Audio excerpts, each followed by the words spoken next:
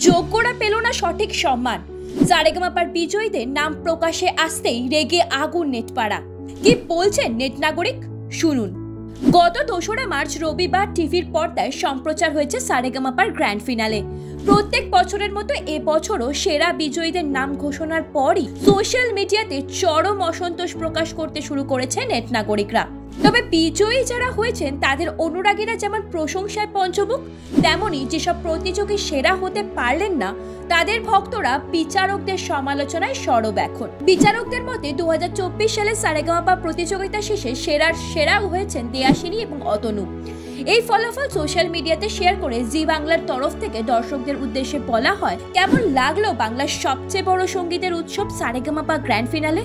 Comment বক্সে জানান আপনাদের মূল্যবান মতামত। আর এরপরেই কার্যত ক্ষোভের বন্যা বইয়ে দিলেন নেট নাগরিকরা। তাছাড়া এহেন ফলাফলে এক প্রকার ক্ষুব্ধ আরাত্রিকা ও অনেকের ভক্তরা। তাদের মধ্যে কেউ কেউ লিখেছেন, আরাত্রিকার প্রথম 3 জনের মধ্যে না থাকাটা আশ্চর্যের ব্যাপার, ওর পারফরমেন্স অনেক বেশি মনোগ্রাহী।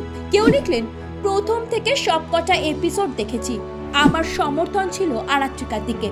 ও বাংলা গান বেশি গায় বলে মনে হয় শিরোপা পেল না। বাংলা গানকে খুবই কম গুরুত্ব দেওয়া হয়, অন্তত রানার আপও ওকে করা হলো না দেখে খুবই অবাক লাগছে। একইভাবে অনেকের ভক্তরাও কমেন্ট বক্সে উগড়ে দিলেন তাদের ক্ষোভ।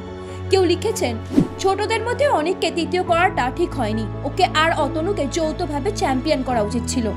আবার কেউ লিখলেন, অনেক কোনোভাবে তৃতীয় হতে পারে না। আর একজনের অভিযোগ, অনেক সব থেকে ছোট, তাই টিআরপি পাওয়ার জন্য ওকে ব্যবহার করেছে। ওর বিচারক একমাত্র ঈশ্বর, যা মানুষ বিচারকদের দ্বারা সম্ভব নয়। এ বিষয়ে আপনাদের কি মত? কমেন্ট করে অবশ্যই জানান আমাদের। ব্যুরো রিপোর্ট, ভারত সমাচার।